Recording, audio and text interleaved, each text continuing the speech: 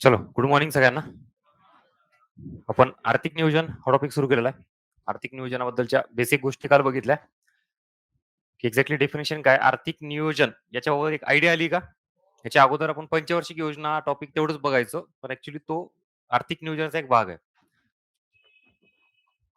आता या आर्थिक नियोजनामध्ये जर तुम्हाला असा प्रश्न विचारला, की भारतासंदर्भात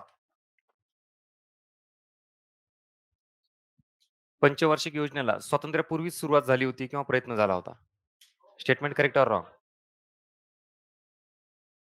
तुम्हाला कालच सांगितलं मी, आर्थिक नियोजन आणि पंचवार्षिक योजना याच्यात फरक काय? पंचवार्षिक योजना हे आर्थिक नियोजन आहे का नाही? आहे ना, आर्थिक नियोजनाचाच भाग आहे, तो 5 वर्षासाठीच आहे.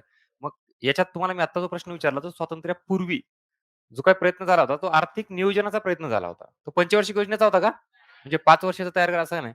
म्हणजेच आर्थिक नियोजन हे भारतामध्ये स्वातंत्र्यापूर्वीच सुरुवात झाली, प्रयत्न केला आणि पंचवार्षिक योजनेची सुरुवात मात्र कधी झाली? स्वातंत्र्यानंतर 1951 पासून ऑनवर्ड्स पुढं. हा दोघातला फरक लक्षात ठेवा. कारण आयोगाने सरळ तुम्हाला पहिली पंचवार्षिक योजना कधी सुरू झाली असा प्रश्न विचारलेला आहे. किंवा मग आता त्यात परत पंचवार्षिक योजना असेल किंवा आर्थिक नियोजन असेल याबाबतच्या फॅक्च्युअल गोष्टी आहेत. त्यासाठी तुम्हाला पुन्हा स्वातंत्र्यापूर्वी आणि स्वातंत्र्यानंतर 1947 पूर्वी आणि 47 नंतर. मग आता याच्याही अगोदर आर्थिक नियोजन म्हणजे काय बघितल्यानंतर त्याचे प्रकार आहेत आर्थिक नियोजनाचे आणि मग त्याच्यानुसार पुन्हा भारतात कुठलं आर्थिक नियोजन आहे, मग अगोदर कुठलं होतं किंवा आता कुठलं चालू आहे, ह्याच्यामध्ये आदेशात्मक नियोजन, त्यानंतर प्रलोभनात्मक किंवा सूचकात्मक म्हणूयात आपण. प्रलोभन, सूचकात्मक नियोजन. त्यानंतर अजून एक प्रकाराचा येतो केंद्रीकृत आणि विकेंद्रीकृत नियोजन.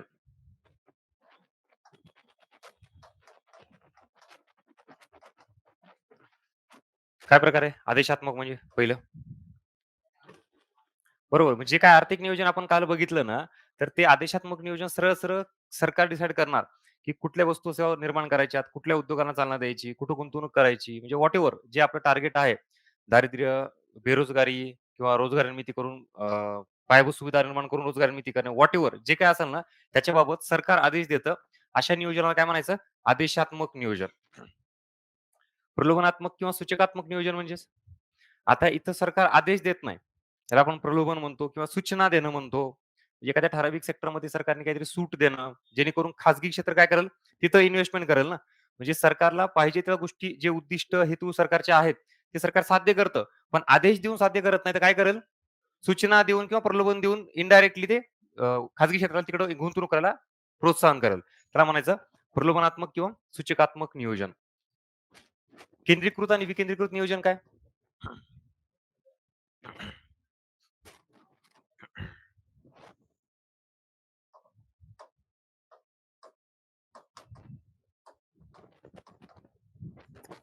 बघा, एवढे सगळे राज्य आहेत आणि केंद्र सरकार आहे. केंद्राने जर पूर्ण देशासाठी नियोजनाची संकल्पना तयार केली, ती राबवली, ही जास्त इफेक्टिव्ह राहील, की प्रत्येक राज्याने त्यांचे काही इनपुट्स द्यायच्यात, योजनेमध्ये बनवायच्यात आणि नंतर योजना राबवणे. कुठलं? यालाच म्हणायचं, हे इकडं वरून खाली ते नियोजन राबवून हे करणे किंवा मग खालून वर असं. टॉप पासून बॉटम पर्यंत नियोजन राबवायचं, की बॉटम पासून तयार करायचं आणि मग इथं एक योजना तयार केल्यानंतर पुन्हा ती राबवायची. हां, कारण काय होतं ते योग्य पद्धतीने जातं. आता केंद्राने नियोजन तयार केल्यानंतर स्थानिक लेव्हलची काही समस्या, प्रॉब्लेम्स आहेत, हे केंद्राला माहिती असणार आहे का? म्हणजे ओव्हरऑल आपण सगळ्या देशाचा विचार करून एखादी योजना तयार करतो. त्याच्याऐवजी काय करायचं, प्रत्येक राज्याकडून इनपुट्स घ्यायचे, म्हणजे राज्यांनाही समावेश करून घ्यायचा केंद्राच्या नियोजनाच्या संकल्पनेमध्ये आणि मग योजना तयार करायची आणि ती राबवायची. त्यालाच म्हणायचं केंद्रीकृत आणि विकेंद्रीकृत नियोजन. केंद्रीकृत म्हणजे केंद्र सरकार तयार करणार आणि ते राबवणार आणि विकेंद्रीकृत म्हणजेच काय? राज्यांना त्यात समावेश घ्यायचा आहे. बेसिक क्लिअर झालं का इथं तुम्हाला? या नियोजनाच्या प्रकाराबाबत? आता स्वातंत्र्यापूर्वी नियोजनामध्ये या सगळ्या गोष्टी भारतामध्ये नियोजन असलं पाहिजे. नियोजन किती गरजेचं आहे. हे फक्त देशाच्या विकासासाठी नाही. तुम्ही साधी गोष्ट बघा ना, तुम्ही आता अभ्यास करताय एम-पी-एस-सीचा. कुठलीही परीक्षा देत असाल, तर प्रॉपर प्लॅनिंग शिवाय तुम्ही पास होऊच शकत नाही. म्हणजे किती ड्युरेशन बाकी आहे, त्याच्यात कुठले विषय करायचे आहेत, प्रायोरिटीने काय करायचं अगोदर, बरं त्यासाठी रिसोर्सेस काय वापरायचे म्हणजेच बुक्स, सोर्स हे काय वापरायचे, हे सगळं प्लॅनिंग असतं का नाही? तसंच देशाचा विकास करण्यासाठी सुद्धा आपल्याला प्लॅनिंगची गरज आहे आणि म्हणून स्वातंत्र्यापूर्वी ब्रिटिश असताना सुद्धा आपल्या बऱ्याच भारतीयांनी या सगळ्या गोष्टीसाठी प्रयत्न केला. ऑब्व्हियसली याच्यात काही यश मिळालं नाही, पण त्यांच्या पद्धतीने त्यांनी प्रयत्न सुरू केले. मग राष्ट्रीय उत्पन्नाबाबत जसं पहिलं नाव घेतलं जातं, की सर्वप्रथम देशाचं राष्ट्रीय उत्पन्न मोजण्याचा प्रयत्न कोणी केला? तसंच इथं सुद्धा नियोजनाची संकल्पना सर्वप्रथम कोणी मांडली? रिकाम्या जागा भरा. एम. विश्वेश्वर अय्या यांनी नियोजनाची संकल्पना मांडली. आता नियोजनाची संकल्पना मांडली. पंचवार्षिक योजना आणि ह्याला एकत्र करू नका. मी परत सांगतोय. आर्थिक नियोजन हे ब्रॉड कन्सेप्ट आहे आणि त्यातला एक छोटा भाग म्हणजेच काय? पंचवार्षिक योजना 5 वर्षासाठीचा आहे. तो फॅक्चुअल डेटा तुम्हाला नोट्समध्ये दिलेला आहे. फक्त इथे लक्षात ठेवा आता. स्वातंत्र्यापूर्वी जर प्रश्न आले तुम्हाला आर्थिक नियोजनासंदर्भात, तर एम. विश्वेश्वरय्या यांनी सर्वप्रथम प्रयत्न केला. तो कधी केला? 1800 मला माहीत नाही. विचारतोय तुम्हाला मी. 1900 बरं. त्याच्यानंतर राष्ट्रीय नियोजन समिती ही कधी स्थापन झाली? 38 बरं. आता राष्ट्रीय नियोजन समिती यांचे अध्यक्ष सुभाषचंद्र बोस होते. बरं. मग सुभाषचंद्र बोस यांचा काय संबंध? हां. आता हे जे आहे राष्ट्रीय नियोजन समिती काँग्रेसचं हरिपूर अधिवेशन जे झालं होतं 1938 ला त्याचे अध्यक्ष कोण होते? त्याच्यामध्ये राष्ट्रीय नियोजन समिती स्थापन केली. त्याचे अध्यक्ष कोण होते? हां. एवढं क्लिअर कट माहिती पाहिजे. तुम्ही पॉलिटीचा पण अभ्यास करत असाल बघा. आपली जी काही घटना तयार झाली ती डायरेक्टली अशी घटना इथं आली आणि तसं झालं नाही. स्वातंत्र्यापूर्वीचे वेगवेगळे कायदेच बघा ते. ते मॉर्ली मिंटो अजून काय काय आहे ना तुमचा तो मॉन्टेग्यू चेम्सफोर्ड वगैरे. तर म्हणजे हे टप्पे आहेत ना. इन द सेम वे आर्थिक नियोजनात सुद्धा, की भारताला स्वातंत्र्य मिळालं आणि आपण पंचवार्षिक योजना तयार केली असं झालेलं नाहीये. तर त्याच्यातला हा बेस आहे सगळा. मग एम. विश्वेश्वरय्या यांनी काही मुद्दे मांडलेत, की नियोजन असावं. तर त्यांनी ते संदेश दिला, नियोजन करा किंवा नष्ट व्हा. म्हणजे प्लॅन ऑर पेरिश. त्याच्यानंतर पुन्हा मग मेन सगळ्यात महत्त्वाचा टर्निंग पॉइंट हा होता 1938 चा राष्ट्रीय नियोजन समिती. म्हणजे भारतात त्यावेळेला ब्रिटिश भारत सरकार सोडला, तर एक सगळ्यात मोठा भारताच्या दृष्टिकोनात म्हणजे आपलं जे आत्ता भारत आहे, त्या दृष्टिकोनातून एक नेतृत्व करणारा गट म्हणजे कुठला होता? काँग्रेस. बरोबर ना? आणि मग त्याच काँग्रेसचं हे हरिपुरा अधिवेशन आणि त्याच्यामध्ये मग भारताच्या प्लॅनिंग बाबत ती समिती स्थापन केली आणि त्याचे अध्यक्ष पंडित जवाहरलाल नेहरू होते. तर त्यांनी बऱ्यापैकी सगळ्या ब्रॉड गोष्टी तिथे मांडल्यात. पण तरीही पुन्हा इम्प्लिमेंटेशन झालं नाही किंवा हे सगळं ब्रिटिशांच्या हातामध्ये होतं. हे सगळे बेसिक पॉइंट्स आहेत जे आपल्याला स्वातंत्र्यानंतर या सगळ्या गोष्टींचा फायदा झालेला आहे. त्यामुळे टर्निंग पॉइंट वाला हा लक्षात ठेवा राष्ट्रीय नियोजन समिती 1938. जे ओव्हरऑल यांनी पूर्ण आपल्या देशाच्या डेव्हलपमेंटसाठी काय प्लॅन असला पाहिजे, तो यांनी तयार केलेला आहे. आणि याच्यानंतर पुन्हा मुंबई योजना, बॉम्बे प्लॅन तो कधीचा आहे? हां. तुम्हाला सरळ सांगतो मी आत्ताच परत. जोड्या लावामध्ये डायरेक्टली ह्याच्या आधी इकडं असं त्या योजना आणि इकडे इयर विचारलेले आहेत. अजून एक त्याच्या पुढचा प्रश्न सांगतो तुम्हाला. इकडे योजना आणि त्या कोणी मांडलेल्या आहेत, असे प्रश्न विचारलेत. हा सगळा पाठांतराचा भाग आहे, पण हातचे मार्क आहेत हे जाऊ देऊ नका. आता बॉम्बे योजना कोणी मांडली? हे उद्योजक जे आहेत त्यांनी हे केली. यालाच मुंबई योजना, टाटा बिर्ला योजना या नावाने ओळखलं जातं लक्षात ठेवा आणि 1944 आणि याच योजनेमध्ये सर्वप्रथम भारतासाठी मिश्र अर्थव्यवस्थेचा इथं अवलंब करावा अशी शिफारस त्यांनी केली होती. मिश्र अर्थव्यवस्था. भलेही ही उद्योजकांची योजना होती. कुठली मुंबई योजना, तरी त्यांनी काय सांगितलं? मिश्र अर्थव्यवस्थेचा. असं का बरं? ऑलरेडी भारतामध्ये काय होती? भांडवलशाही अर्थव्यवस्था होती ना. ते ब्रिटिश भांडवलदार जे होते सगळं ते करायचं. मग ते जास्त घातक होतं. कारण भारताच्या उद्योगांना तिकडचं कॉम्पिटिशन झेपणारं नव्हतं. त्यांचं उलट असं म्हणणं होतं, की सरकारचा हस्तक्षेप पाहिजे. जेणेकरून काय होईल? बॅलन्स तरी साधलं जाईल. म्हणून मिश्र अर्थव्यवस्था स्वीकार करावा असं त्यांनी सांगितलं.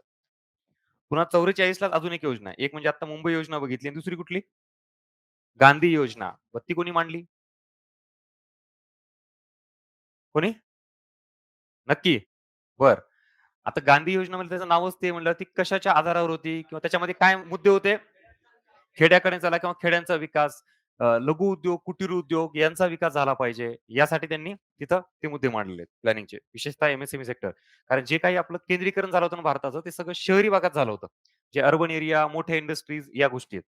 ग्रामीण भागाच्या विकासासाठी या योजनेमध्ये उल्लेख केला होता. पुन्हा पुढची योजना जनता योजना. कधीची आहे सांगा? कधी? बरं. आणि कोणी मांडली? जनता योजना मानवेंद्रनाथ रॉय. त्याच्यानंतर सर्वोदय योजना. कधी? 46, 47, 48 बरोबर? म्हणजेच स्वातंत्र्यापूर्वी आर्थिक नियोजनाबाबत जर तुम्हाला काही इतिहास विचारला, तर तो कुठून सुरू होतो? 34 पासून. कोण? एम. विश्वेश्वरय्या. 38 राष्ट्रीय नियोजन समिती. महत्वाचा पॉइंट लक्षात ठेवा. आणि हाच बेस आहे आपल्या नियोजनाचा. पुढं मुंबई योजना, टाटा बिर्ला योजना म्हणतो आपण त्याला. गांधी प्लॅन कोणी मांडला? 45 पीपल्स प्लॅन जनता योजना कोणी मांडली? कोणती? सर्वोदय कोणी मांडली? बस.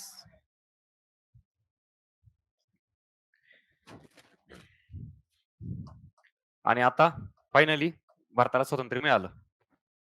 बरोबर. आता स्वातंत्र्य मिळाल्यानंतर हे सगळे आधीचे प्रयत्न होते. ब्रिटिशांनी ते केले, नाही केले त्यांच्या मनावर होतं. पण आता जे काही आपण करणार आहे ते आपण डायरेक्ट इम्प्लिमेंट करू शकतो ना. आणि तुम्हाला मी कालच सांगितलं, की आर्थिक नियोजन जर साध्य करायचं असेल, त्यातला एक सगळ्यात महत्त्वाचा पॉइंट असा होता, तो म्हणजे सेंट्रल ऑथॉरिटी किंवा सेंट्रल बॉडी असली पाहिजे. आणि मग ती आता आपल्याला निर्माण करायची ना. म्हणून मग नियोजन आयोग याची स्थापना करण्यात आली 1951 ला. कधी? बरोबर का? हां. मग आता या नियोजन आयोगाचं काय काम? सेम नियोजन आयोगाचं कार्य जे तुम्हाला मी काल सांगितलं आर्थिक नियोजनासंदर्भात देशातील संसाधनांचा आढावा घेणे, देशातील विकासासाठी प्लॅन तयार करणे, मग तो 5 वर्षाचा असला पाहिजे.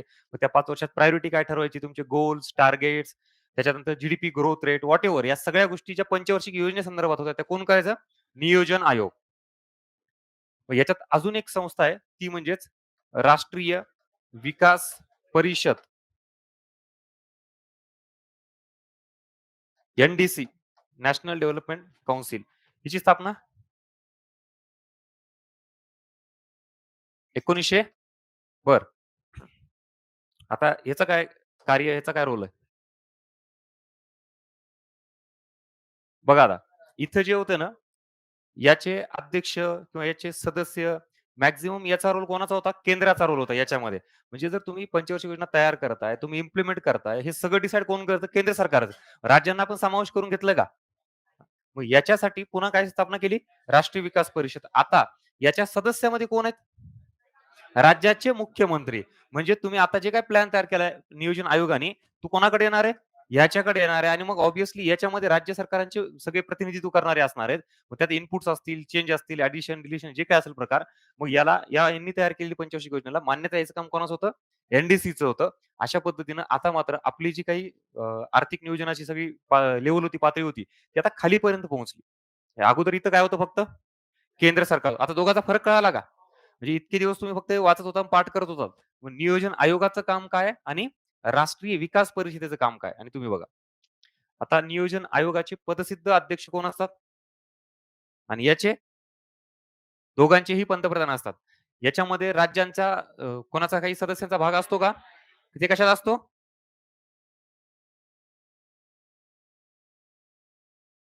आणि या दोघांनाही रिप्लेस करून कशाची स्थापना झाली? Long form. हां. आयोगाने मला वाटतं 2-3 वेळा काहीतरी प्रश्न विचारल्यावर पाठ झाला असेल. खरं सांगायचं. तोपर्यंत दुर्लक्ष नाही आणि मी तुम्हाला वारंवार सांगतोय लेक्चरच्या फर्स्ट डे पासून परीक्षेची डिमांड सध्या ही अशी आहे. आता ते आयोग का करत असं माहीत नाही, पण लाँग फॉर्म विचारतं. मग आता त्यात विथआऊट एनी रिझन आपल्याला काय करायचं डायरेक्ट पाठ करायच्या आहेत ना गोष्टी या सगळ्या. नीती आयोग, त्याचं लाँग फॉर्म आणि याची स्थापना ते सुद्धा आयोगाने 2-3 वेळा विचारलंय. तरीही अजून प्रॉपर पाठ नसेल कोणाचं. 1 जानेवारी 2015 ठीक आहे. मग आता यांच्या जागी याची अवस्था त्याची स्थापना झाली आणि आता इथून पुढं पंचवार्षिक योजना तयार करायचं काम कोणाचं आहे? उत्तर दिलं, संपला विषय. गोल केलं. आता पंचवार्षिक योजना आहेत का? पंचवार्षिक योजना तयार करायचं काम कोणाचं होतं? नियोजन आयोगाचं. आता नीती आयोग काय काम करतो तुम्ही असं म्हणाल तर नीती आयोग आता आर्थिक नियोजन करतं. परत आपली ब्रॉड कन्सेप्ट प्लॅनिंग. मग ती ठराविक 2 वर्ष, 5 वर्ष, 10 वर्ष असं काही नाहीये. मग short term, medium term, long term जे काही असेल देशाच्या डेव्हलपमेंटसाठीचा जो अजेंडा आहे तो तयार करायचं काम किंवा थिंक टँक म्हणून कोण काम करतं? नीती आयोग करतं. सेम जे इनपुट्स नियोजन आयोगामार्फत दिले जायचे डेव्हलपमेंटचे तेच दिले जातात इकडं. फक्त आता पंचवार्षिक योजना असं स्वरूप नाहीये. कळालं का? हे सगळा बदल काय झाला? 2 संस्था कधी स्थापन झाल्या? पुन्हा एकत्रित करून किंवा रिप्लेस करून नीती आयोग आला. नीती आयोगाचं काम पंचवार्षिक योजना नाही तर आर्थिक नियोजन करणं असं आपण म्हणू शकतो. बरं. कुठलं कलम हे रद्द झालं. कलम 200 का 100? नियोजन आयोग बरं, बरं. नियोजन आयोगाबाबतचं जे कलम होतं ना, कुठलं रद्द झालं का? बरं. मग नीती आयोगासंदर्भातलं कुठलं कलम आहे? ते पण नाही. बरं. म्हणलं बसल्या-बसल्या घटना दुरुस्ती होती का बघू. त्यांचा काही संबंध आहे का आर्टिकलचा? हां, हे लक्षात ठेवा.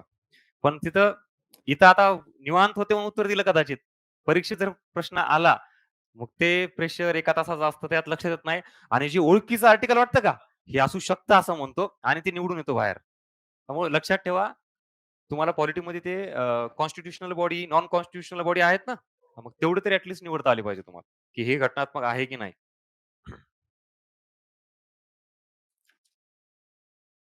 नीती आयोगामध्ये प्रशासकीय परिषद आणि प्रादेशिक परिषद याच्यामध्ये पूर्ण वेळ काम करणारी कुठली बॉडी आहे किंवा कुठला घटक आहे? प्रादेशिक परिषद की प्रशासकीय परिषद? बरं, ते माहीतच नाही म्हणा आम्हाला सर ते घटक काय आहे ते? प्रकारच माहीत नाही. नीती आयोग आहे. नीती आयोग स्थापन झाल्यानंतर आता याला जमाना झाला एवढा, इतके वेळा आयोगाने प्रश्न विचारलेला आहे. जरा थोडं बघायचं ना त्याच्यामध्ये काय आहे त्याच्या नावावरून लॉजिक लावलं असेल तुम्ही. प्रशासन पूर्ण वेळ काम करतंय. बरोबर ना? बघा आता याच्यात प्रशासकीय परिषद जी आहे, तर ती ॲक्चुअली काम करते म्हणा किंवा त्याचे जे अध्यक्ष, सदस्य असतात ते हेच आपलं जे आपण म्हणतो ना नियोजन आयोगाचे जे होते. सो प्रशासकीय परिषद हे मेन रोल प्ले करते याच्यामध्ये सगळे आणि प्रादेशिक परिषद आहे. मग याचा काय रोल आहे? आत्ताच ऐकलं म्हणा सर. आता काय सांगू ते काय रोल आहे? नीती आयोगाचा हा एक भाग आहे, घटक आहे प्रादेशिक परिषद. याच्यामध्ये काय केलं नाही ते प्रशासकीय परिषदेमध्ये राज्याचा सहभाग आहे त्याच्यात. इथं काय केलं जातं, एक ठराविक प्रदेश, रिजन 2 एक म्हणजे 2 राज्य किंवा 2 पेक्षा जास्त राज्यांचा एखादा काही इश्यू असेल, प्रॉब्लेम असेल, तर त्याच्यासाठी ही प्रादेशिक परिषद स्थापन केली जाते ठराविक कालावधीसाठी. आलं लक्षात? नीती आयोगाच्याच अंतर्गत हा घटक येतो. पण हा पूर्ण वेळ काम केलेला नसतो. एका ठराविक कालावधीसाठी आणि ठराविक प्रदेशासाठी त्या डेव्हलपमेंटच्या इश्यूसाठी स्थापन करण्यात येते लक्षात ठेवा.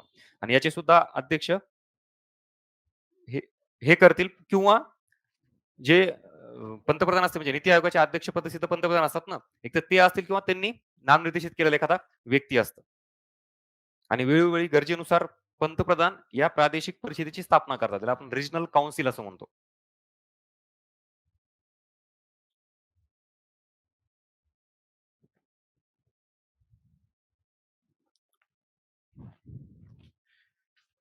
ठीक आहे. हा झाला जनरल पार्ट. स्वातंत्र्यापूर्वीपासून ते इथपर्यंत कळाला का प्रवास सगळ्यांना? हे झालं आर्थिक नियोजनासंदर्भात आपण जनरल डिस्कस केलं. आता प्रॉपर पंचवार्षिक योजना, 12 पंचवार्षिक योजना, त्याचा कालावधी आणि ज्याच्यावर प्रश्न जास्त आलेले आहेत, तो कोर एरियात आपण स्टार्ट करतोय. इथपर्यंत कोणाला डाऊट आहे का? क्लिअर आहे सगळं? जायचं पुढं? जो मेन आपला पॉइंट आहे तो स्टार्ट करूयात.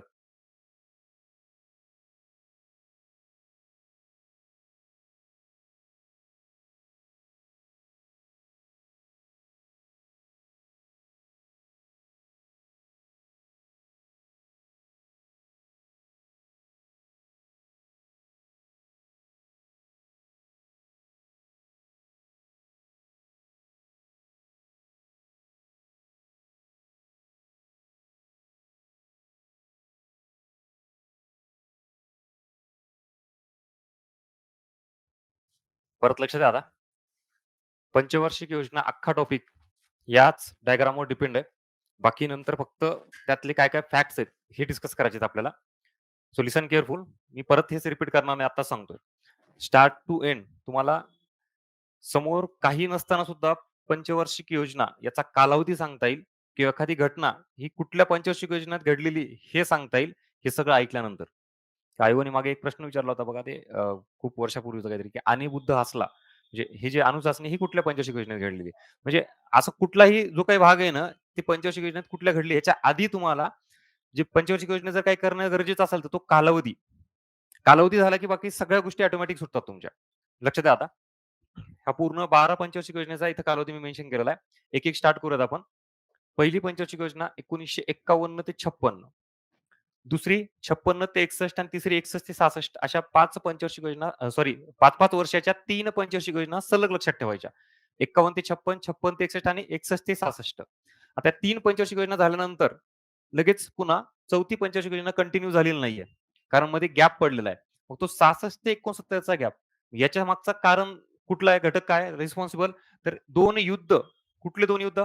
1962चं आणि 1965चं. म्हणजे भारत-चीन युद्ध आणि भारत-पाकिस्तान युद्ध. या 2 युद्धामुळे काय झालं, ज्या तिसऱ्या पंचवार्षिक योजनेमधला आपला मेन अजेंडा होता, जी डेव्हलपमेंट करायची होती, तर त्याच्यावर होणारा खर्च हा सगळा कुठं शिफ्ट करावा लागला आपला? डिफेन्सवर खर्च शिफ्ट करावा लागला. म्हणजे मग पंचवार्षिक योजनेतला जो काही उद्दिष्टाचा भाग होता, तो काही साध्य झालेला नाहीये. मग त्याचसोबत लगेच इकडे एंडला दुष्काळ. हे पण तिथं आपल्याला बघायला म्हणजे तिसरी पंचवार्षिक योजना एवढी अशी अस्थिर होती किंवा त्याच्यात एवढ्या मोठ्या घटना घडल्या, की पुन्हा आपल्याला कुठल्याही प्रकारे नियोजन करण्यासाठीची परिस्थितीच नव्हती. म्हणून सरकारने सरळ-सरळ या घटनानंतर आता पंचवार्षिक योजना कुठलीही राबवायची गरज नाही. आपण थोडे दिवस काहीतरी सुट्टी घेऊयात म्हणून नियोजनाचा सुट्टीचा कालावधी हा 1966 ला स्टार्ट झाला. कधीपर्यंत? 69 पर्यंत. यालाच प्लॅन हॉलिडे म्हणलेला आहे. हा आयोगाचा साधा सरळ प्रश्न आहे. खालीलपैकी नियोजनाचा सुट्टीचा कालावधी कुठला? आणि तुम्हाला खाली ऑप्शन आहे. मग ते हे निवडता येणार नाही का तुम्हाला? 66 ते 69. मग ह्या सुट्टीचा योजनेचा कालावधीला कुठले घटक किंवा काय कारणं रिस्पॉन्सिबल होते? युद्ध आणि दुष्काळाची परिस्थिती. मग या ह्याच्यात पुन्हा हरित क्रांती राबवली. बरोबर ना? मग हरित क्रांती राबवली. इथं परिस्थिती व्यवस्थित आली. अन्नधान्य उत्पादन व्यवस्थित झालं. इथं पंतप्रधान कोण होते? मोरारजी देसाई. बरोबर? बरं. जय जवान जय किसान नारा कधी लगवला? आणि कोणी लगवला? कोणी दिला तो नारा? हां, बरं. हे लक्षात ठेवा. इथं जे आहे, हा जो युद्धाचा कालावधी होता, त्या युद्धामध्ये सैनिक खूप चांगल्या पद्धतीने लढले बाबा, त्यांनी संरक्षण केलं म्हणून जय जवान. आणि त्याच वेळेला आता इथं किसानांचा रोल फार जास्त इम्पोर्टंट होता. कारण देशात अन्नधान्य तुटवडा निर्माण झाला होता. म्हणून जय किसान हे लाल बहादूर शास्त्री यांनी तिथं नारा दिला होता. जय जवान जय किसान. प्रतिकात्मक स्वरूपात स्वतः त्यांनी पंतप्रधान कार्यालयामध्ये शेती केली होती. सगळ्यांना आवाहन केलं होतं, की जास्तीत जास्त अन्नधान्य पिकवा. आपल्याला मी तुम्हाला मागे सांगितलं, की म्हणजे एवढी आपली इकॉनॉमी डिपेंडंट होती दुसऱ्या ह्याच्यावर, की अन्नधान्य सुद्धा आपण निर्माण करू शकत नव्हतो आपल्या देशातील व्यक्तींना लागणारे. ही एवढी वाईट अवस्था होती. मग इथं सगळं हे प्रोव्हिजन केल्यामुळं, हरित क्रांतीचा अवलंब केल्यामुळं आपण या 3-4 वर्षामध्ये बऱ्यापैकी प्रोडक्शन चांगलं केलं. स्वयंपूर्ण झालो. कशात? अन्नधान्यामध्ये. आणि मग पुन्हा 1969 ला परिस्थिती नॉर्मल झाल्यावर पुन्हा आर्थिक नियोजन म्हणजेच 5 वर्षाचं पंचवार्षिक योजना सुरू करण्याचं डिसाईड झालं. किती योजना आता? चौथी. आपण कुठपर्यंत थांबलो होतो? तिसऱ्या पंचवार्षिक योजनेत थांबलो होतो आणि हा खंड पडला आणि ह्याच्यामध्ये सगळं तुम्हाला मी सांगितलं काय-काय झालं ते. मग चौथी पंचवार्षिक योजना आली 1969 ते 74 5 वर्षाची. पुन्हा 5वी पंचवार्षिक योजना 74 ते 78. आता याचं काय रिझन आहे? आणीबाणी कधी लागू झाली? अरे काय मेजर इव्हेंट तरी ॲट माहिती पाहिजे. फार छोटे सोडून द्या. कधी? Over confidence. 75 बरोबर. मग आणीबाणी लागल्यानंतर सगळा जो काही अधिकार असतो, तो कोणाकडे कॉन्सन्ट्रेट होतो? केंद्राकडे होतो. आता हे सगळं तुम्हाला टेक्निकल टर्म आहे पॉलिटीची. पण याच्यामध्ये झालं असं, की सगळा मनमानी कारभार केला. त्यातल्या त्यात विशेषतः ते इंदिरा गांधींचे ते दुसरा मुलगा कुठला होता ते? संजय गांधी ना? हां. ते तुम्ही पिक्चर बघितला असाल बघा. 2-3 पिक्चर त्याच्यावर, या आणीबाणीवर. मग त्यांनी हां, हिंदू सरकार पण आत्ता लेटेस्ट आलेलं आहे. त्याच्या आधीचे पण होते काही, की त्यांनी एवढं मनमानी सगळं सुरू केलं, की लिटरली काही धोरणं हे जाचक पद्धतीने राबवले. विशेषतः लोकसंख्या नियंत्रण धोरण. मला वाटतं ते हिंदू सरकारचं ट्रेलर त्याच्यापासून सुरुवात होते तसं ते. तर ह्या सगळ्या गोष्टी सरकारने जाचक पद्धतीने राबवल्या. त्याला काही विरोध करणारा मीडिया जर असेल का, तर त्यालाही दाबायचा प्रयत्न केला. काही-काही ठिकाणी तर त्यांनी त्या प्रेसच्या तिथलची आजूबाजूची पूर्ण लाईट बंद केली. बाबा तुम्हाला काय छापायचं ते छापा. आता काय सरकारविरुद्ध छापणार ना तुम्ही? म्हणजे हे सगळं या कालावधीमध्ये केलं आणीबाणीच्या.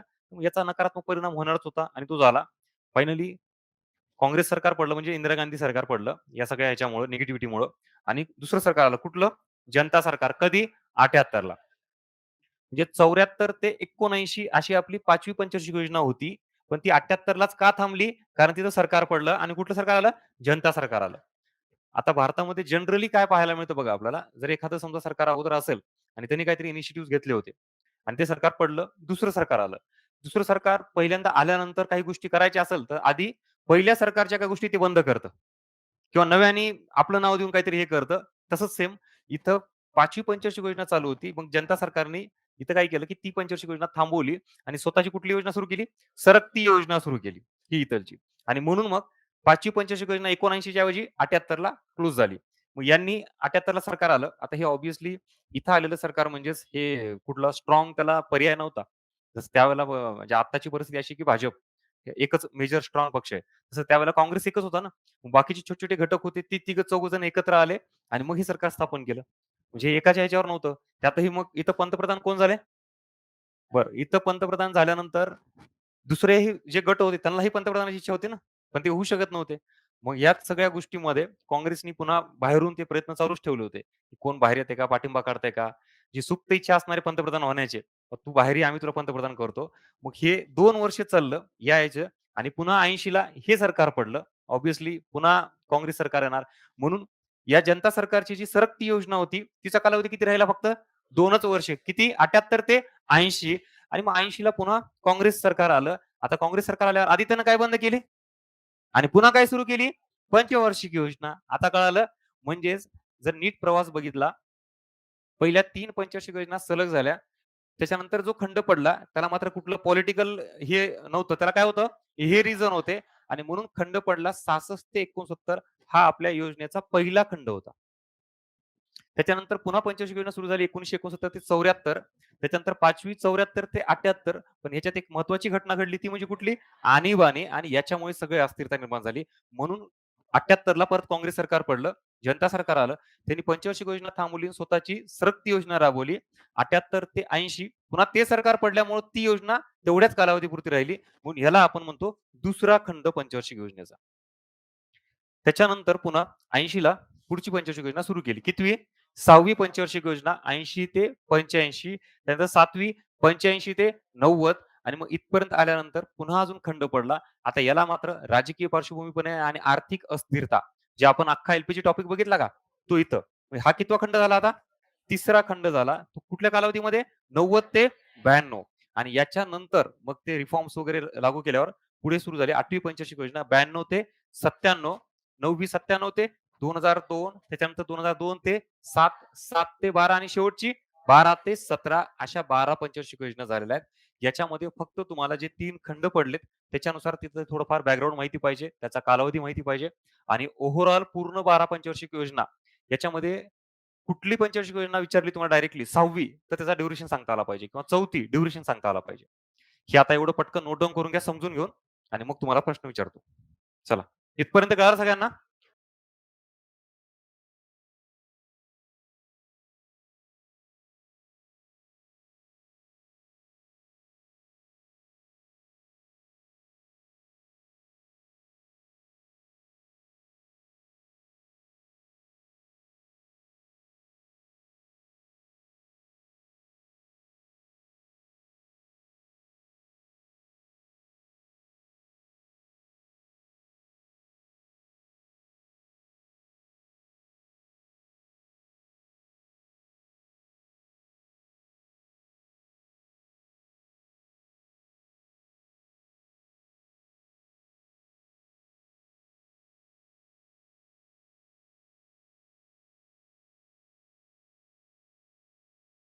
झालं ना? विचारू का प्रश्न?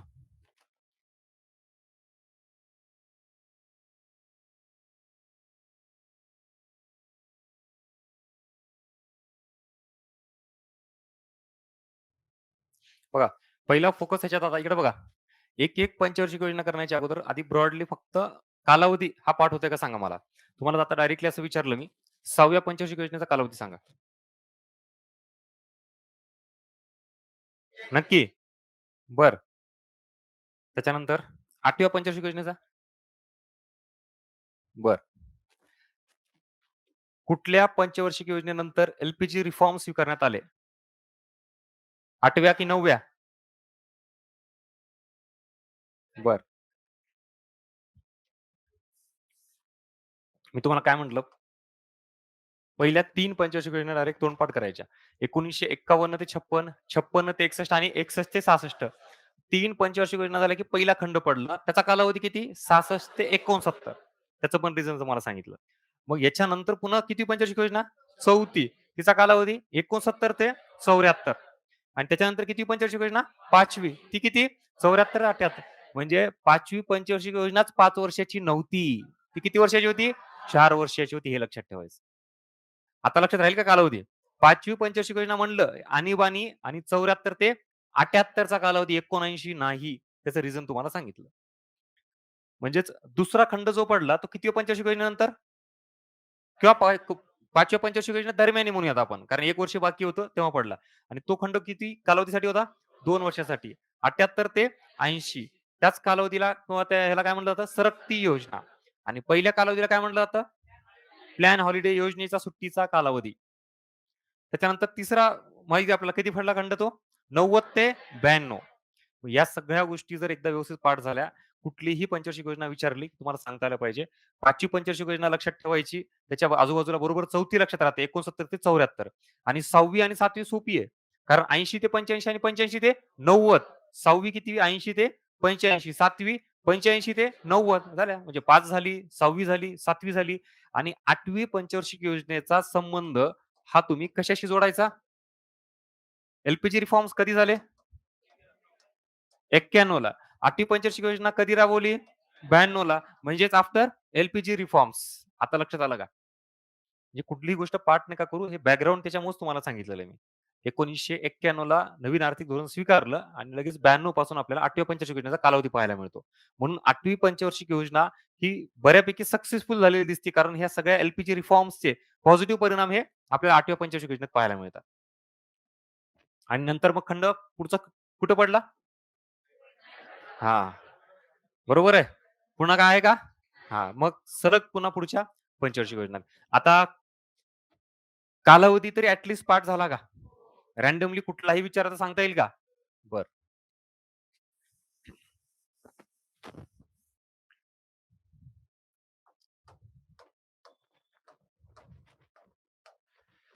पंचवार्षिक योजना आहे 6वी, 7वी, 8वी, 9वी. माझा प्रश्न असा आहे, यापैकी कुठल्या पंचवार्षिक योजनेमध्ये नाबार्डची स्थापना झाली?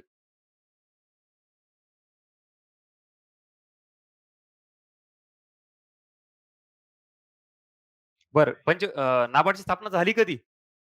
आता 82 म्हणलं कुठला कालावधी आला? 80 ते 85 म्हणजे कुठली?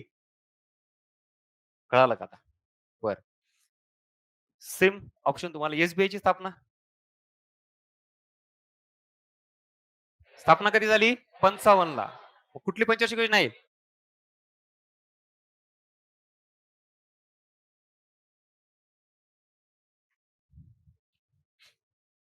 बरं.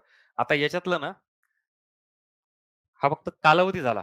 पण तुम्हाला पंचवार्षिक योजनेसंदर्भात जर प्रश्न कुठल्या एरियावर येतात असं जर विचारलं आणि सगळंच पाठ करत बसत म्हणलात, तर याच्यात किती गोष्टी किचकट आहेत बघा. पण तुम्हाला जर फोकस करायचं म्हणलं आणि मार्क्स घ्यायचे आहेत, तुम्हाला एरिया सांगतो मी. पंचवार्षिक योजनेचा अभ्यास करताना सगळ्यात महत्त्वाचा पहिला पार्ट आहे तो म्हणजेच कालावधी.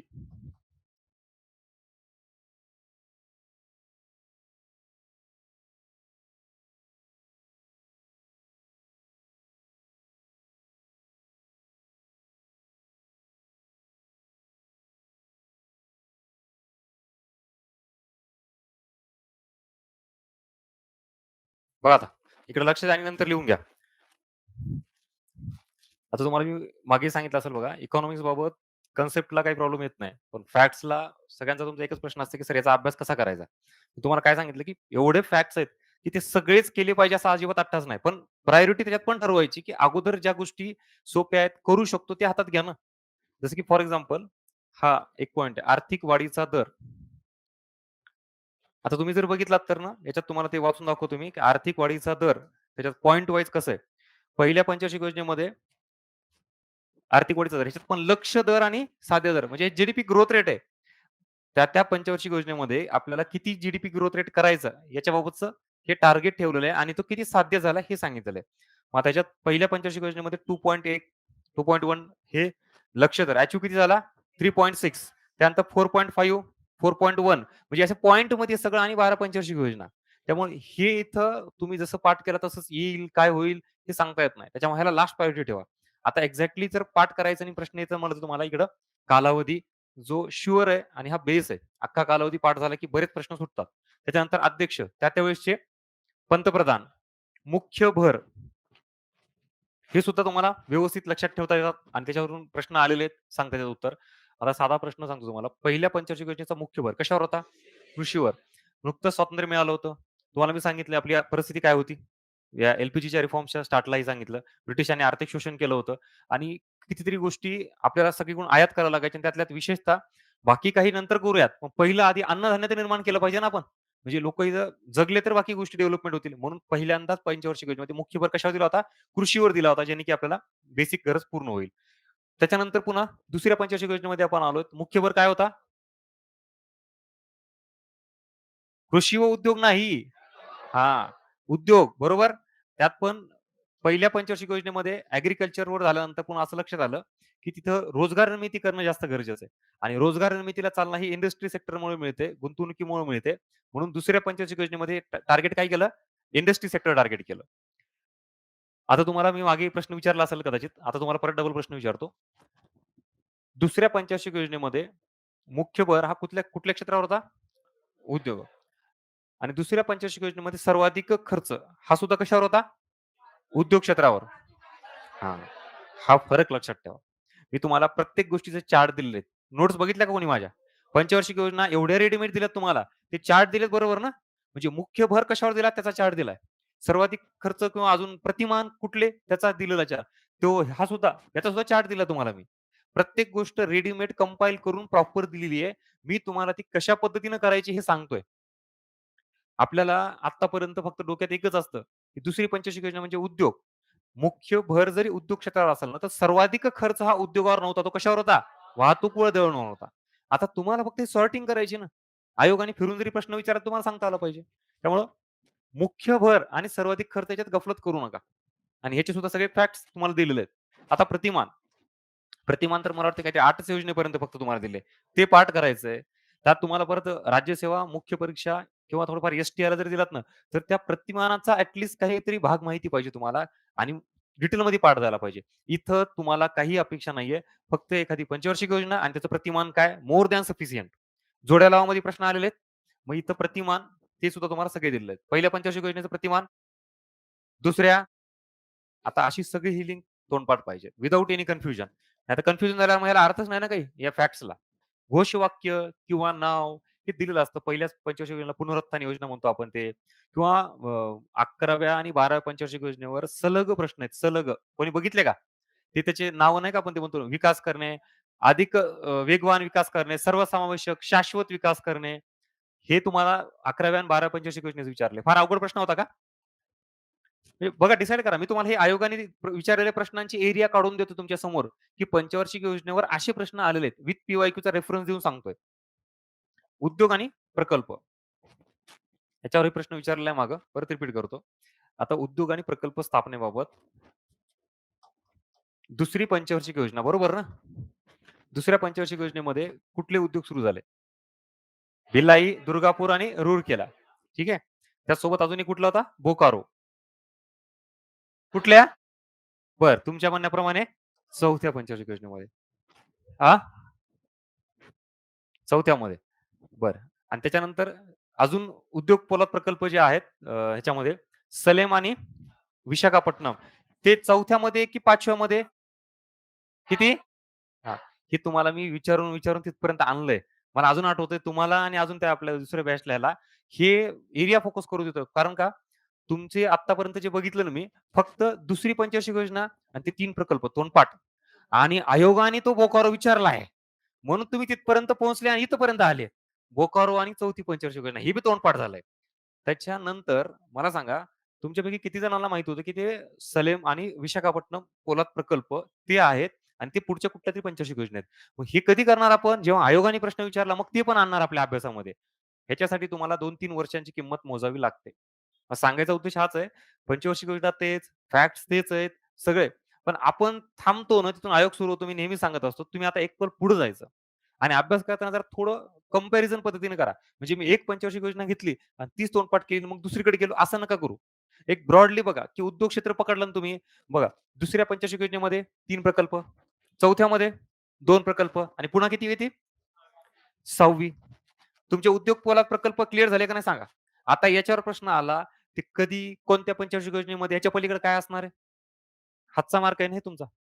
मग ह्या सगळ्या गोष्टी लगेचच्या लगेच तिथे क्लिअर करून टाका. कुठलंही एखादं सेक्टर घ्या आणि त्या पद्धतीने ते व्यवस्थित करा. मला वाटतंय खूप झालं. तुम्ही जरी 3-4 तास दिले ना, बरं मॅक्सिमम तर 6 तास घ्या. 6 तास खूप झाले ॲक्चुअली.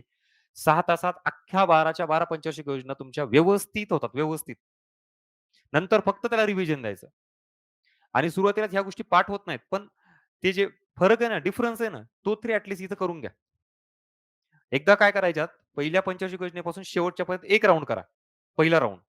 त्याच्यात तुम्हाला लिंक लागते, की अरे हां, हे पहिल्यात झालं होतं, मग ह्या संदर्भात अरे हे तिसऱ्यात आहे. पुन्हा काहीतरी 7व्यात काहीतरी सापडतं. मग परत डबल रिवाइज करा. नोट तोपर्यंत काढू नका. पुन्हा पहिल्यापासून शेवटच्यापर्यंत पुन्हा जा.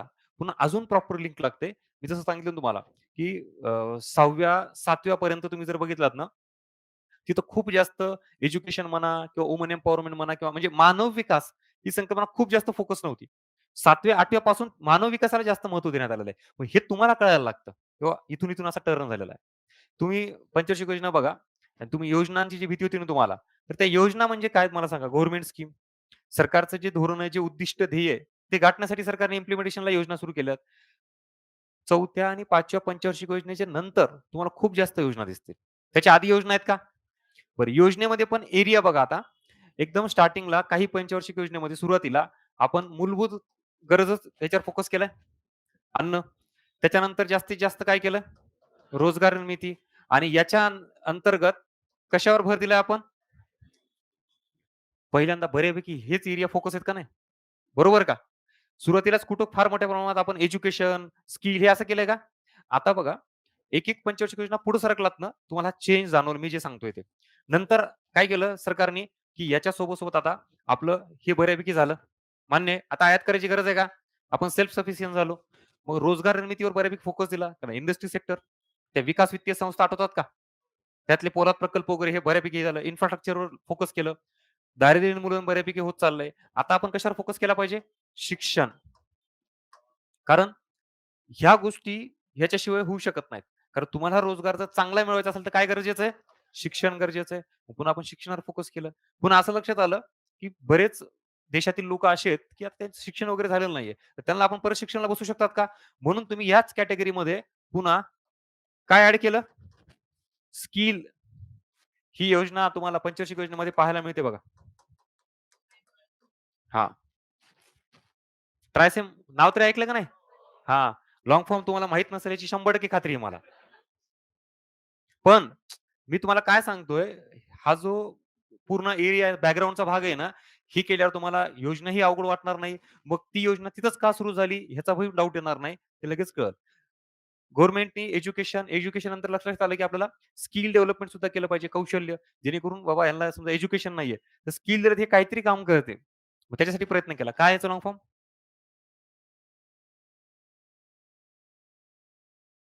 ट्रेनिंग हे जोरात चाललंय. पुढं रुरल यूथ सेल्फ एम्प्लॉयमेंट. आता कळालं का? Training for rural youth for self employment. म्हणजे ही ट्रेनिंग देणं, कौशल्य विकास करणं कशासाठी, की जेणेकरून ते त्यांचा व्यवसाय करतील. देशातील तळागाळातील लोकं विशेषतः ग्रामीण भागातील तरुण असेल किंवा कुठलाही लोकसंख्येचा गट असेल, तो त्यांच्या पद्धतीने स्वतःचा विकास केला पाहिजे त्यांनी. म्हणजे सगळ्यांना सरकार रोजगार देऊ शकत नाही. रोजगार निर्मितीसाठी बऱ्याच योजना आहेत. एम-जी नरेगा सारख्या किंवा त्याच्या आधी योजना होत्या. मजुरी योजना म्हणतो आपण त्याला. बरं त्या योजना दिल्यानंतर त्यांना कामं करावं लागतील सगळ्यांना आणि तेवढ्यापुरतंच त्यांना हे मिळेल. सरकारच्या नंतर असं लक्षात आलं, की रोजगार मजुरी योजनेसोबत आपण स्किल डेव्हलपमेंट करूया जेणेकरून त्यांना काहीतरी स्वतःचा व्यवसाय, रोजगार सुरू करता येईल. त्याच्यासोबत तुम्ही आता हे उद्योग क्षेत्रासाठी झालं, ट्रायसेम किंवा हे देणं. तुम्ही ॲग्रीकल्चर सेक्टरमध्ये बघितलात तर ही एक तुम्हाला हे सापडेल बघा,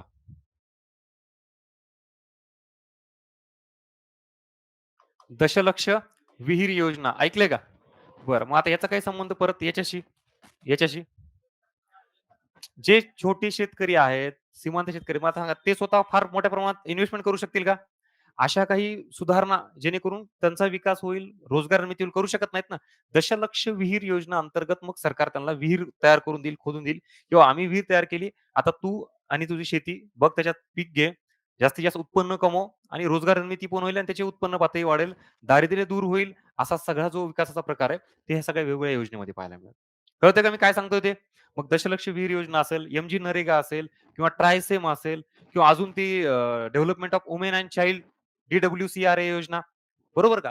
व्हॉटएव्हर कुठल्याही गोष्टी बाबतीत आपल्याला ह्या करायच्यात आणि याच्यानंतर मग एज्युकेशन झालं, स्किल झालं, की तुम्हाला हळू आता याच्या बाबतच्या योजना पाहायला मिळतील बघा. बरोबर का? पहिल्या 1-2 पंचवार्षिक योजनेत कदाचित ह्याच्यात काही जास्त नसेल, पण नंतरच्या योजना बघा, तुम्हाला कंप्लीटली आरोग्याबद्दलही काही गोष्टी पाहायला मिळतील. मग विशेषतः पुन्हा ते अर्भक मृत्यू दर असेल कमी करणं, माता मृत्यू दर कमी करणं. मग याच्याही पलीकडे जाऊन अजून आता हेल्थ बाबतीत पुन्हा काय आणलं? पोषण. म्हणजे हे लक्षात आलं, की आता जे ग्रामीण भागात आहे विशेषतः पुन्हा ते अंगणवाडी, त्यात ते पोषक त्यांना अन्न देणं, मग त्याच्यात ते पुन्हा 2 गोष्टी साध्य करणं. एक तर ते लहान मुलांना नाही का आपण काहीतरी खायला देतो, अंडी, दूध किंवा काय मध्यान्ह आहार योजना त्या टाइपमध्ये. याच्यामुळे काय होईल, एकतर त्या लहान मुलामध्ये प्रोटीन, व्हिटॅमिन किंवा ह्या ज्या डेफिशियन्सी आहे, हे कमी होईल. त्याच्यानंतर याचा परत परिणाम कशावर होईल? एज्युकेशनवर किंवा त्यांना शाळेत यायची गोडी लागेल. हा एक प्रकार आहे. हा सगळा भाग तुम्हाला टप्प्याटप्प्याने त्याच्यात इन्व्हॉल्व झालेला दिसेल. मग बघा, सुरुवातीला पंचवार्षिक योजनेमध्ये मेन फोकस काय होता? अन्न किंवा रोजगार किंवा दारिद्र्य. त्याच्यानंतर हळू आपण कशात गेलोय? एज्युकेशन. एज्युकेशनमध्ये पुन्हा स्किल, मग पुन्हा आपण हेल्थ, मग हेल्थमध्ये पुन्हा पोषण. हे करत पुन्हा तुम्हाला अजून दिसेल.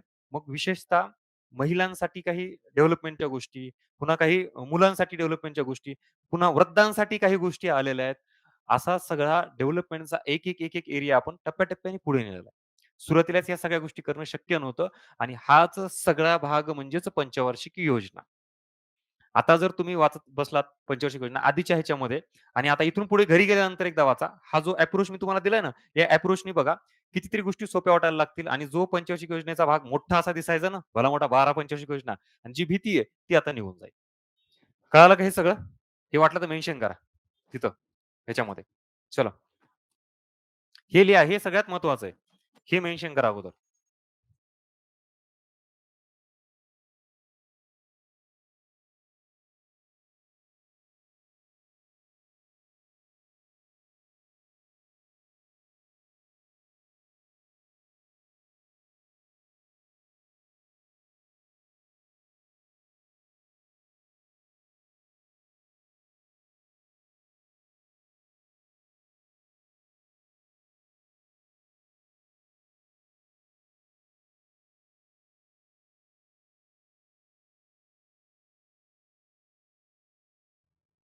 झालं का?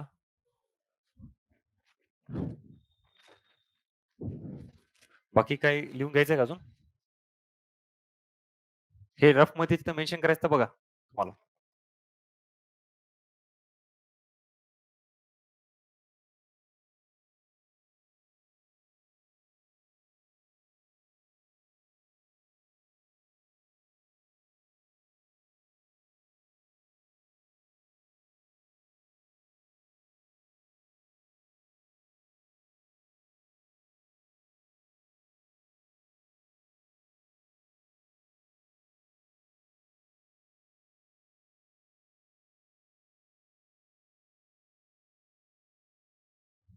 बरं. स्टेटमेंट बघा, चुकीचं का बरोबर सांगा. हिराकूड प्रकल्प दुसऱ्या पंचवार्षिक योजनेमध्ये सुरू करण्यात आला. हां? पहिल्या? बरं.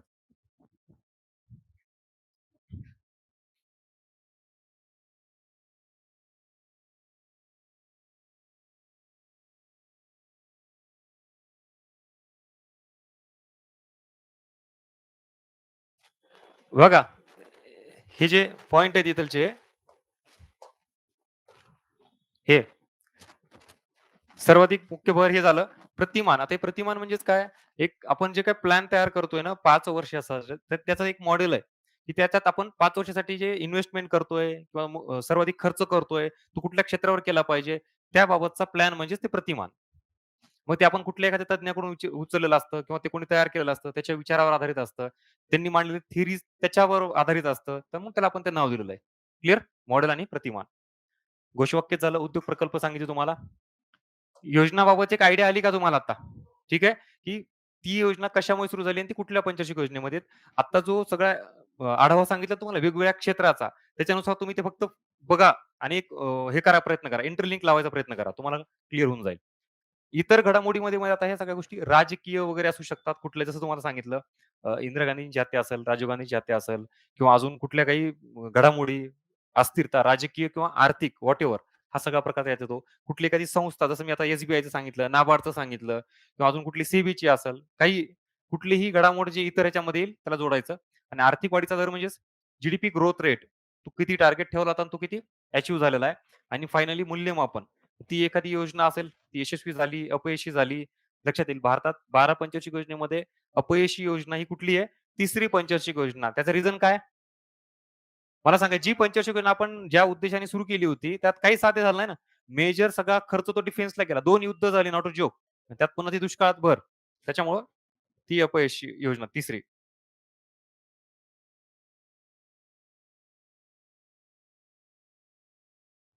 बरं.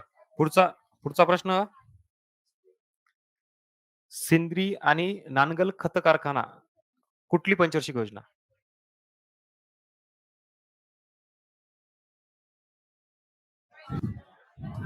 याचं उत्तर आहे पहिली पंचवार्षिक योजना आणि मार्क आहेत 0.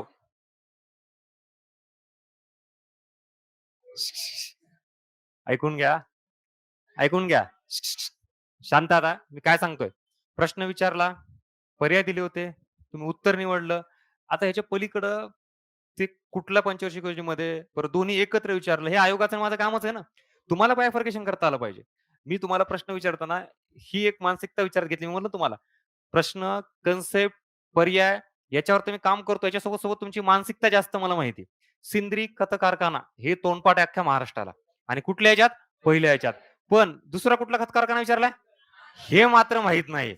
पण सिंद्रीला धरून आपण डायरेक्ट पहिल्या पंचवार्षिक योजनेला हे करतो. तर तो खत कारखाना कुठला आहे दुसरा? दुसऱ्या? नाही मला माहीत नाही. बरं थांबा पर्याय देतो. 2, 3, 4 आणि 5वी पंचवार्षिक योजना. मी फक्त तुम्हाला हेच सांगतोय, या पंचवार्षिक योजनेवर आता कितीतरी प्रश्न इथेच विचारले ना तुम्हाला मी. म्हणजे आपण ॲक्चुअली टॉपिकच हा प्रश्न उत्तर स्वरूपात जास्त घेतला. कारण हे फॅक्ट्स आहेत. फॅक्ट्स काय एक्सप्लेन करणार मी. पण तरीही प्रतिमानावर कसे प्रश्न आलेत, कसे येऊ शकतात, मुख्य भर कशावर आहे, सर्वाधिक खर्च कशावर आहे, त्याचा कालावधी कसा विचारलेला आहे. बरं आयोगाने विचारलेल्या प्रश्नांचा सुद्धा इथं आढावा दिलेला आहे. इन द सेम वे उद्योग क्षेत्र कुठले उद्योग 2ऱ्या, 4थ्या, 6व्या ती लिंक लावून दिलेली आहे आणि आता खत कारखानाचा डेमो दिला तुम्हाला आणि तुम्ही त्या ट्रॅपमध्ये अडकले.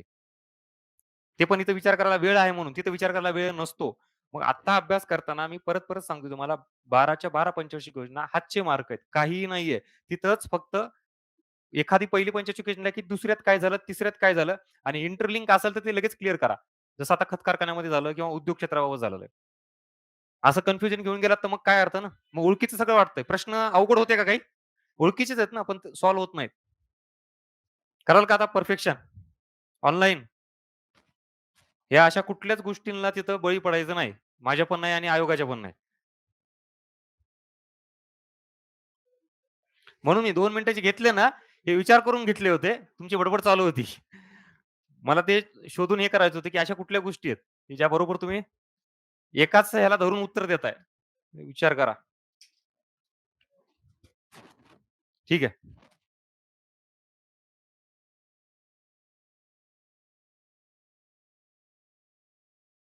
बरं ऐका ना आता याच्यामध्ये ना बरं झालं तुम्ही विषय काढला. जे आपल्या इथून पुढे समजा आता हा जो झाला टॉपिक उद्या परवा ते होईल 2-3 दिवस कधी संपेल समजा आपलं झालं द एंड. पण याच्यानंतर लगेच इथं आपला संपर्क संपला नाही. टॉपिक वाईज टेस्ट आणि पूर्ण सिलेबसवर टेस्ट. याचा व्यवस्थित मी प्लॅन तयार करतो. पण याच्यामध्ये तुमची इन्व्हॉल्वमेंट मला गरजेची आहे. तुम्ही तुम्ही ऐका, 2 मिनिटं ऐका. मी हा वेळ देऊन का हे करतो सांगतो तुम्हाला. समजा आता मी ऑफिसमध्ये बोलतोय आणि ते डिसाईड करून हे करतो. एक 2-2 दिवस तुम्हाला मध्ये देतो मी.